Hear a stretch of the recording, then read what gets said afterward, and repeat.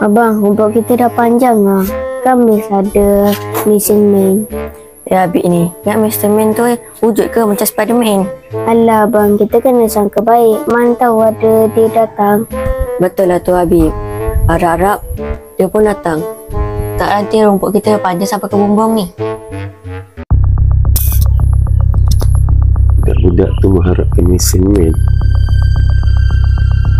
Aku kena tunjukkan ni. Mr. Man tu betul-betul wujud.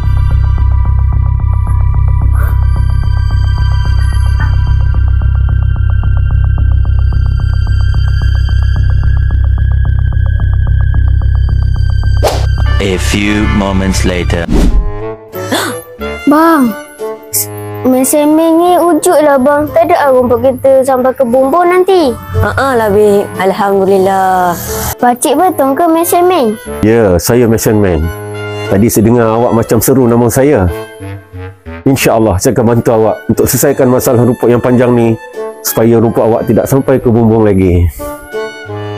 A few minutes later. Alhamdulillah, terima kasih Mr. Man untuk selesaikan rumput kami. Nanti datang lagi ya. Alhamdulillah. Sama-sama juga. Terima kasih kena gunakan perkhidmatan Mr. Man.